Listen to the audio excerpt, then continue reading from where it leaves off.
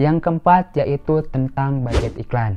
Ya, mungkin teman-teman sobat apalah mempunyai budget iklan yang terbatas atau mungkin budget iklan yang tidak terbatas.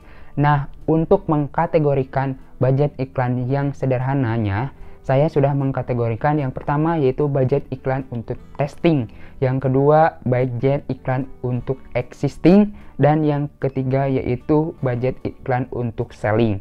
Ya, testing dimana kita mencari produk apa yang paling tepat akan kita gunakan atau iklankan. Lebih lanjut lagi itu bisa menggunakan budget testing, atau kita juga berdasarkan waktu bisa menggunakan budget iklan testing di situasi yang namanya warming atau pemanasan sebelum iklannya kita push lebih tinggi lagi.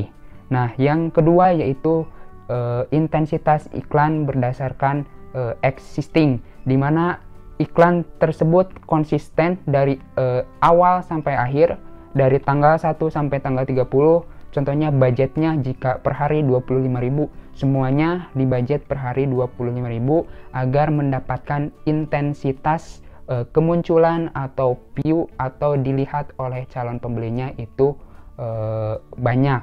Ya, maksudnya relatif dan konsisten. Kemudian yang ketiga yaitu selling, dimana selling itu kita memfokuskan untuk mencari penjualan dengan budget iklan yang tinggi supaya menghasilkan penjualan yang tinggi.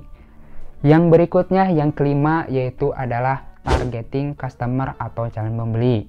Nah, jadi sebelum mengiklan, pastikan kamu harus menentukan terlebih dahulu targetnya barang yang dijual itu ke siapa. Target iklan itu bisa dikategorikan berbagai macam-macam. Salah satunya target gender, apakah untuk perempuan atau untuk laki-laki. Kemudian target umurnya dari umur berapa saja. Kemudian kategorinya apakah untuk anak-anak, untuk bayi, untuk dewasa, atau untuk orang tua. Dan yang berikutnya yaitu berdasarkan hobi atau interesting atau minat dari pembeli. Karena jika kalian menjual produk sport seperti jersey, itu akan cocok dijual kepada orang-orang yang menyukai olahraga atau bola. Kemudian jika kalian menjual produk-produk seperti alat-alat camping, kalian akan cocoknya mengiklankan target produk iklan tersebut kepada orang-orang yang menyukai hobi naik gunung. Yang keenam yaitu tempat dan jenis iklan yang kalian gunakan. Ya, di online ini banyak tempat yang kita harus pilih untuk mengiklankan produk. Bisa itu di marketplace, bisa di Tokopedia, Shopee, Bukalapak, atau Lazada. Bahkan juga kalian bisa memilih beriklan di sosial media seperti Facebook, kemudian Instagram, Twitter, bahkan menggunakan Google. Itu tergantung dari target kalian mau beriklan di mana, tentukan tempat yang tepat. Dan kemudian pilih jenis iklan yang sesuai, apakah mau iklan produknya, apakah mau iklan kata kuncinya, atau iklan bannernya, bahkan juga bisa kalian mengiklankan videonya. Jadi kembali lagi, koreksi lagi terhadap produk kalian, apakah tempat dan jenis iklan yang seperti apa yang akan kalian gunakan. Dan yang terakhir, yang ketujuh, yang perlu Anda pahami dan renungkan adalah tujuan Anda melakukan iklan. Nah, jadi sebelum melakukan iklan, kalian harus menentukan tujuan untuk beriklan terlebih dahulu.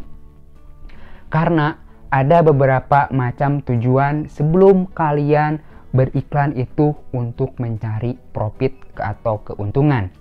Yang pertama yang perlu kalian lakukan dari sebuah tujuan beriklan itu, yang pertama mencari traffic atau lalu lintas calon pembeli yang akan membeli produk kalian.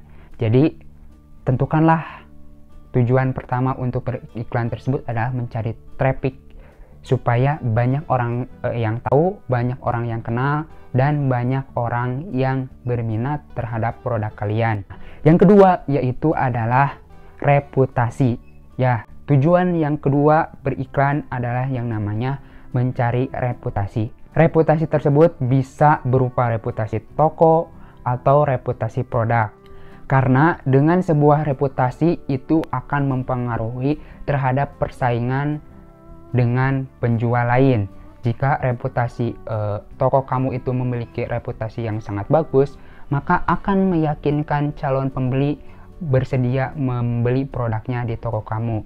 Dan jika reputasi barangmu sangat memuaskan seperti bintang 5, itu tidak akan membuat ragu calon pembeli untuk check out atau membeli produk kalian. Nah, itulah salah satu pentingnya tujuan membangun reputasi toko, reputasi produk dari sebuah tujuan iklan. Dan yang terakhir yaitu tujuan dari sebuah iklan pastinya adalah profit atau keuntungan, di mana tujuan ini adalah tujuan yang selalu terbenak di masing-masing penjual bahwa berjualan online itu atau beriklan itu selalu profit. Padahal banyak faktor-faktor lain yang perlu dipertimbangkan dan ada tujuan lain yang perlu dipikirkan. Jadi kita harus menyadari terlebih dahulu sebelum melakukan tujuan yang terakhir yaitu tujuan untuk mencari profit, ada tujuan lain yang harus kita perhatikan. Setelah sekian banyak faktor-faktor dan hal-hal penting yang perlu kalian perhatikan sebelum melakukan iklan, tujuan iklan yang terakhir yaitu mencari profit. Di sini kalian bisa memfokuskan, mengevaluasi, serta mengembangkan lagi iklan-iklan kalian agar mendapatkan profit yang besar yang sesuai dengan target kalian. Oke, jadi itulah 7 faktor yang perlu kalian perhatikan sebelum melakukan iklan berbayar agar kalian tidak selalu boncos atau rugi atau iklan tidak efektif. Semoga informasi tersebut bermanfaat dan bisa menjadi pertimbangan untuk melakukan iklan berbayar. Jangan lupa jika suka dengan video ini, tekan like, bagikan ke sosial media yang kalian miliki. Terima kasih, hatur nuhun, ide siapa, ide apalah.